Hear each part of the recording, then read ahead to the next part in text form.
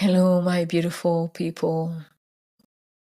This episode today, we're going to take a deep, beautiful breath because we have a bath of love and truth waiting for us with Unmani, which is a beautiful spiritual teacher that I have the honor to know and to exchange throughout the years. And we just had very short conversation before we started recording, and I felt like that episode should be a solo episode. Unmani, welcome. Thank you. It's lovely to be here. Thank you so much. I'm happy that we get you here as a guest. And it's already from the moment I started introducing you through recording here the episode, I keep on having chills all over my body.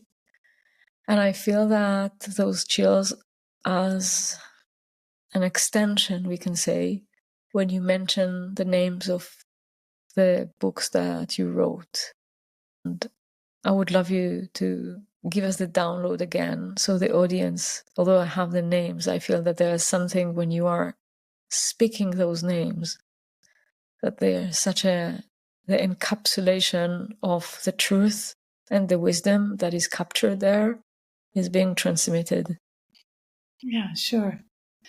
So the first book is I Am Life Itself, which I wrote about 20 years ago or more, maybe. And then the second one is Die to Love. And then the most recent one, which I wrote maybe 6 years ago or 5 years ago, is The Courage to Come Alive. It is so powerful. I feel that one of the very interesting thing that I experience with people who dive very deep into spirituality and to non-duality, which is, we can say in some way, can we say that this is... Yeah, sure. Yeah, the perspective, we can say, of you experiencing life. Many times the dialogue with life itself is through a very deep renunciation and rejection. And when I hear those titles with the word life and alive and die, it's like it's like summarizing the experience of humanity. Yeah. Yeah, I feel that each book really came from the depths of myself. And I've always loved writing for myself. And I've used writing as a way of exploring and expressing myself. Yeah. And it really essentially is about the paradox of life and death, of who we are, actually. What was the inclination, the motive? What moved you to write I Am Life Itself? I wrote that before I started teaching. I actually started to just write my story, like a brief version of my story. And I felt like it was important for me to write it for myself. And then it extended a little bit further than that. And I didn't expect it to even get published. But somewhere along the lines it did, and then one step led to the other. But it really felt like some kind of like declaration to life in some way. I am life. It's so powerful. It's so simple and it's so powerful. Yeah. And I truly want to put a little star on this conversation for the listeners, that there's so many things that are running so much beyond the words in your presence that is so notable, that I know that many people who are listening to the podcast many times are listening while they are traveling and while they are taking the kids somewhere or walking on the treadmill or something like that. And I feel that this conversation is something to take with a beautiful landscape and your preferred beverage and sink deeper into it. So when you're saying that you wrote about your life and the declaration that I am life, which is the truth. Can you share what brought you to your own realization of that? Yeah.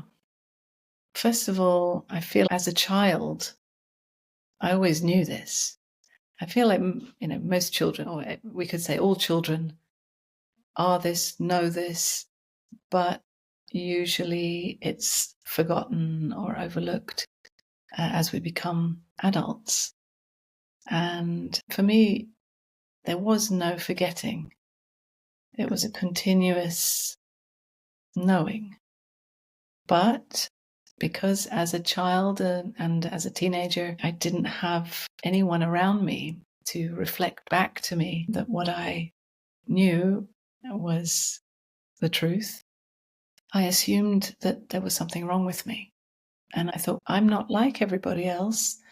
I don't know who I'm supposed to be in the world. So obviously there's something wrong. I need to try to become someone. Actually, I knew that there was no one in here, actually. It was simply life living itself. And I didn't understand, actually, how and why people took themselves so seriously. And essentially took their thoughts, their mind, so seriously as if it was really telling the truth. Because it was obvious to me that it was just a tool or a joke, even. So my journey at first for many years was about trying to find who am I supposed to be in this world. And I tried on different hats. I tried to be different kinds of people, and none of them really fit because I could see immediately that it's not real. So it was a continuous seeing that it's not that, it's not that, I'm not that, I'm not that, I'm not that, in whatever area of life. And then I went to India in search of ultimate answers, but because I was still believing that there was something wrong with me. Mm. And I came to Pune in India, to the Osho commune there. And Osho was no longer alive, but just being there was very heart-opening and, yeah, just an incredible experience. Also to listen to Osho's words was very confirming, but I still felt that there was something missing, that I just somehow still didn't find myself until I came across a woman spiritual teacher who was teaching in Pune, but outside of the Osho commune. Her name's Dolano. And she was holding satsang. And I sat with her. I wanted to sit with her, but she asked people to only come if you're willing to die, if you're ready to die. And you had to write her a letter. And so I wrote her a letter saying, I think I'm really ready to die. I've tried everything. And she wrote back to me saying, write to me when you're sure you're ready to die. What do you feel she recognized there?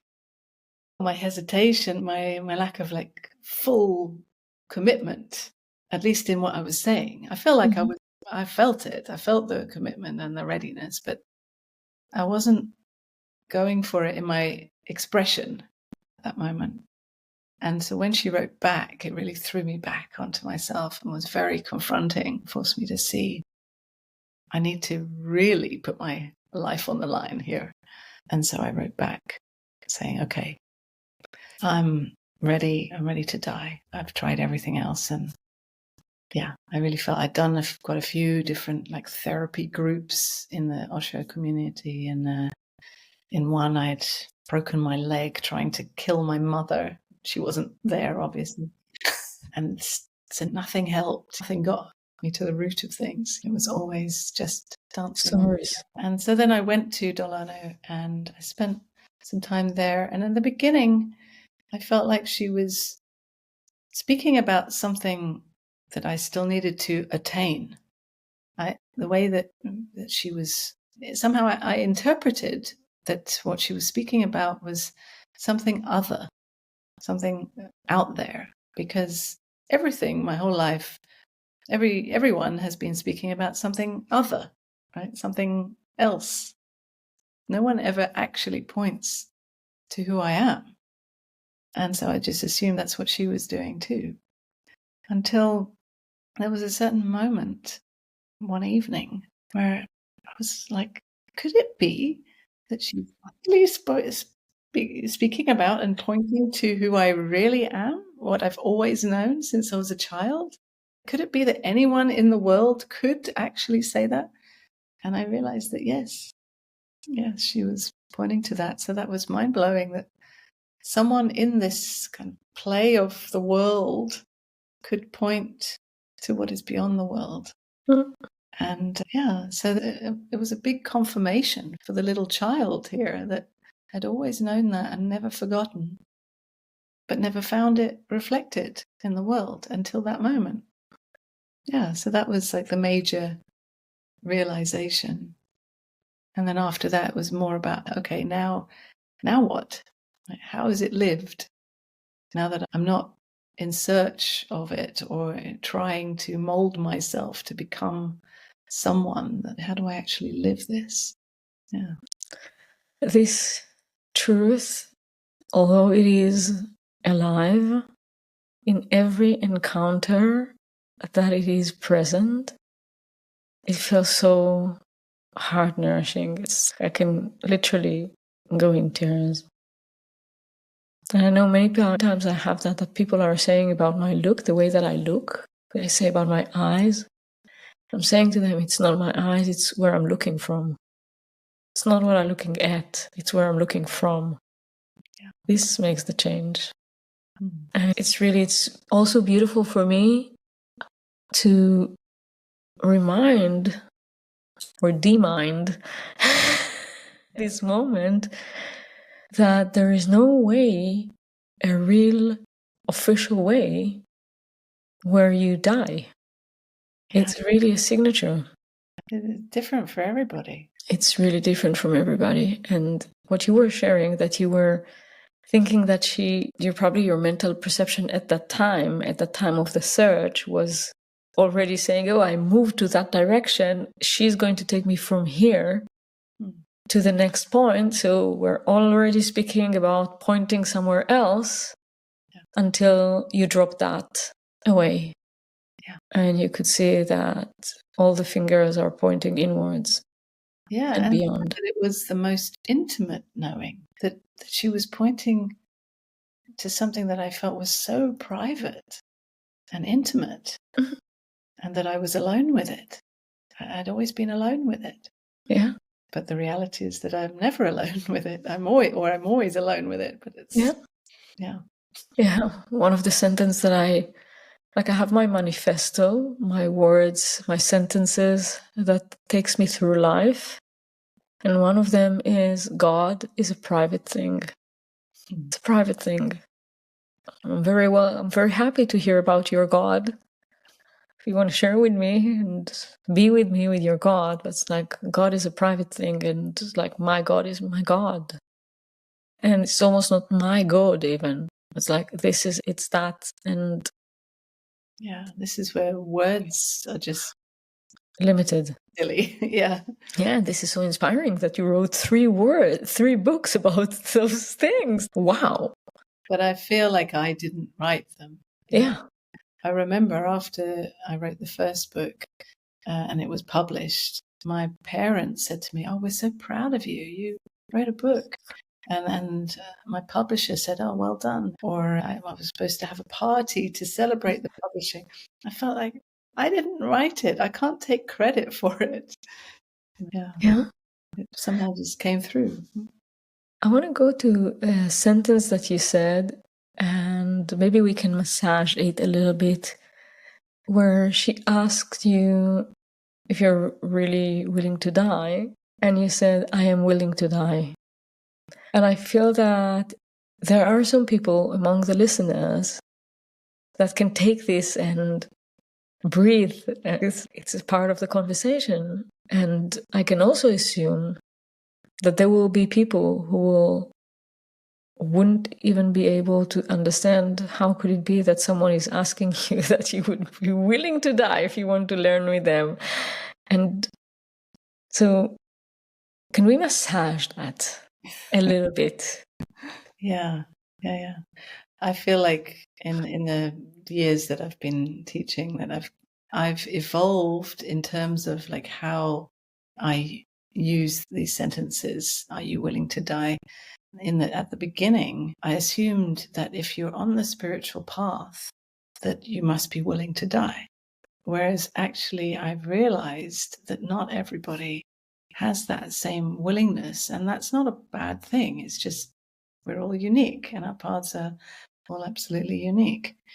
And some people hear this in a kind of harsh way, or that they need to try to be more willing to die, which is the opposite, actually, because being willing to die for the sake of the truth is actually about losing hope.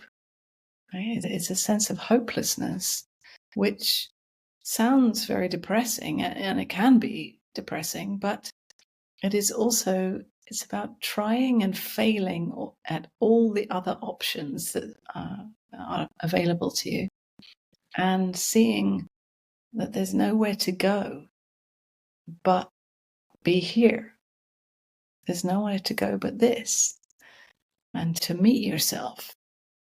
It's the end of trying to escape or trying to fix or add sugar on top of everything to make it better, but to just really be confronted with the reality.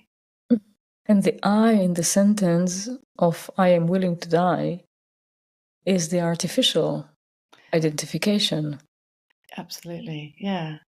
Because what is dying was never born any case, and is supposed to die any case. And that one that thinks I am me can't try to die because that's maintaining itself more. It's keeping itself alive, actually.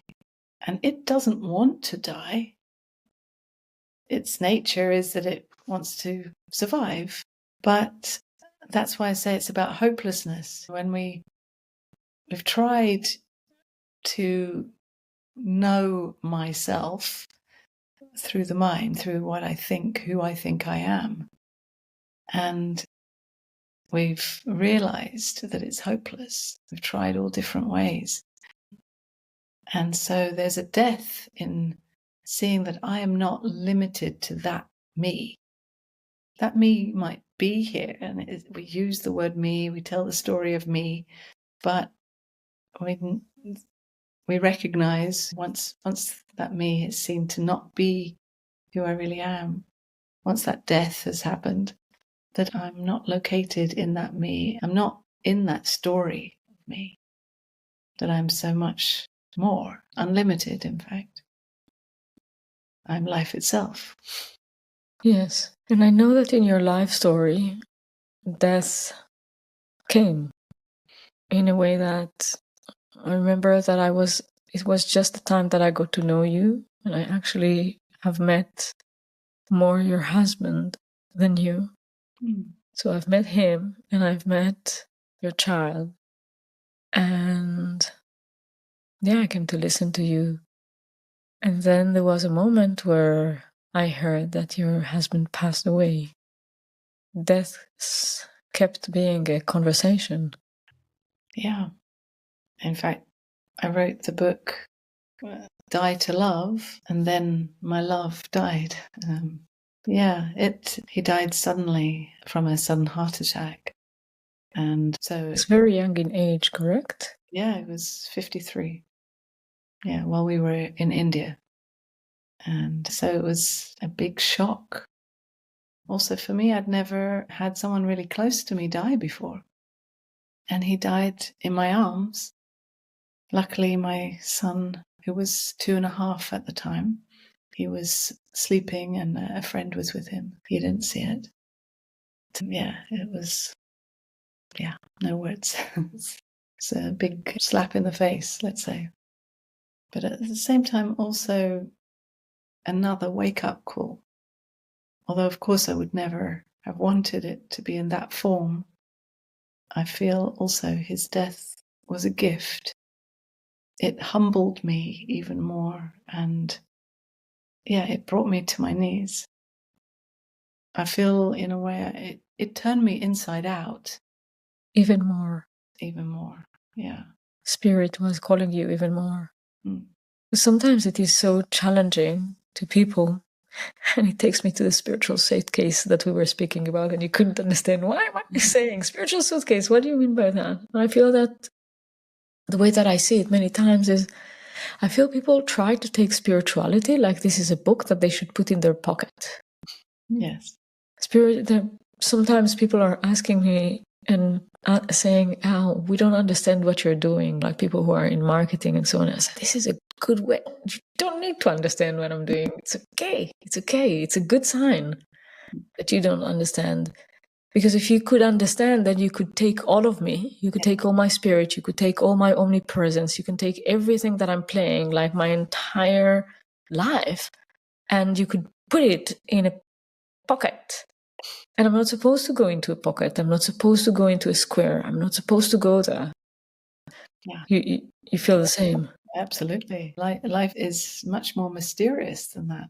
It's supposed to be mysterious. Yeah. And as soon as we think that we know how it is, or we put a label on it, we are blocking the mystery. We're not acknowledging the mystery. Yeah. This is dying on the wrong way. It's dying on not to be alive. It's dying to really disconnect. We talked about dying, like the death of who you think you are, but that's a different kind of a deadness. Exactly. And this is why I want to bring it. It's like in the sense of, okay, when people are playing and opening to spirituality, there is some superficial level. So many people, it puts a laughter in me that really minimize spirituality to the law of attraction. Somewhere it's like spirituality ends there. Yeah. Ends in, let me control even more the laws of the universe. Let me control even more, without understanding that you just got another gadget and it's not different than the sandwich that you were eating. It's another gadget now. It's not that you can decide how you're going to play this life, right? You can decide if you want to play with spiritual laws or without spiritual laws, of course, but also playing with spiritual laws is still part of a game. Yeah. And we try to control life in that way because we're afraid to lose control and to acknowledge that, in fact, life is already out of control, whether we like it or not. Yeah. Because and then me controlling it. Yes. And then in that, the reason that I'm bringing it now is like in the context of, okay, how far would I take my spirituality? Because there would be people at that moment when you lose your lover in your hand, that you can lose the faith. If at all you had faith. Actually, I don't know if someone can lose faith. If you have faith, it cannot be lost. Mm-hmm. But then anything that is not a full embodiment is, I'm going to lose the faith. I'm going to lose my sanity. I'm going to lose everything I control. And I might even judge my own spirituality. I might even judge if I'm spiritual, if I'm not spiritual, if I can do it, if I cannot do it. Because here, the loss of life through which you experience everything, including divinity, including oneness, it's still happening through this portal of the 3D experience, right? So this is one of the most challenging thing. And then here in the 3D experience, you moved to the edge of the edge. And for some people, it might seem, oh, wow, a door was added. But I feel that for you, a door was opened. Yeah, for me, like when I said before that I felt like I was turned inside out, it felt the love that was between me and my husband was turned inside out. So it was no longer between me and him. It was unlimited. And then this paradox, in a way, of loss and presence, of like his physical absence and the terrible pain and agony of that loss that came in waves in different ways every day for some years afterwards, in fact. And then the sense of presence, knowing that he's hasn't gone anywhere, because he was never separate from who I am, from life itself. And living with that paradox, or that, I want a better word than paradox, but anyway, living with that contrast or that dichotomy, I don't know what the word is, but it's, people often questioned me about that, because at that time I started to share a lot on social media, because I was using social media as a way of just pouring my heart out. Every day after I put my son to bed, I sat on the computer and just expressed what was in my heart. And it became my daily practice that actually was really helpful for me. But part of what I shared was very human. It was very much expressing the agony of the loss and how it felt in the body and the waves of grief and all the different aspects of that. And then the other side of it, that actually everything's fine. And I got a lot of questions from people, things like, if you know yourself to be, if you're awakened, or if you know yourself to be life itself, then surely you wouldn't experience grief or loss. You wouldn't be in pain. Because it's either or the other, while I am life itself, it's I am in that, and that, and that. I'm life itself, and I'm this human expression of life itself. And having this human expression is always going to be somewhat limited, because we're limited to this particular human that has its conditioning, its physical sensations, its experiences, its traumas, its wounds, or whatever. And so life, is expressed through this. And there is a space for it. Absolutely. Because if not, it wouldn't have been. Yes, and that's the other thing, is that there was no filter, like not allowing certain aspects of it. If I needed to shout and scream or punch pillows or walls even, I didn't stop myself, because I never had the idea that this expression or these feelings mean something about me. And it doesn't mean that I'm not spiritual or I'm not there yet. It's just a human thing that needs to come to life. Yes, it needs to be expressed. And all the time, of course, there was this seeing, the knowing of it, of every expression. And knowing that, of course, it is the space for this human to express herself in whatever way she needs to. This is freedom for this human. This is freedom. Yeah. What I want to go, I know that we need to come to conclusion, but I really want to go just a little bit more deeper. I feel that this conversation is so precious for so many that are on the spiritual path and coming into peace to really embody this expanded presence of who they are, right? And I feel that one of the things that we're touching here is the judgment of what is good and bad. Yeah. That we're invited to go beyond. Yes, it's always an idea of what is good or bad for me. Right? And so when we believe that I am a separate me inside here living my life, then this, whatever we come across or whatever we experience, is considered good or bad for me. Always this link to an apparent me. But when you see that there is no separation, there is no separate me inside here, then there is no judgment. There might be, the mind might go on having its thoughts, but you can see that there's nothing that is good or bad, because there's no me for it to be good or bad for. Yeah, and that is both for the experience of the one experiencing life, and also what I love to name the return light, of what people are returning to you with. So it is both for losing your husband and making peace with the fact that there's no good or bad here. Yeah. And it is both with going through whatever emotional, mental processes that needs to happen in the rhythm, in the spiritual rhythm of those mechanisms inside of our system. No good or bad there. No. But also no good or bad of if I'm spiritual or if I'm not spiritual, although people might come with a question and an expectation that, oh, you should be beyond your emotional body. You should be above. While you're not supposed to be above, you're supposed to be it. Yes.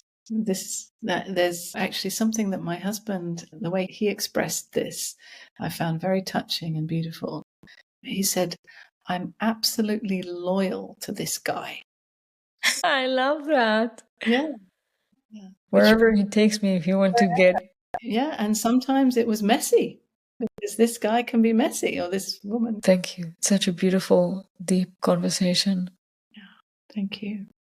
I'm very blessed to have you, and I'm listening to this conversation. There are several people in my realm that I'm saying to myself, oh, I really hope that they would listen to that and give that space to the listening. So thank you for your presence and for your wisdom and for the path that you walked in your life and for being so loyal to that path. Yeah, thank you. It's really beautiful conversation. Thank you.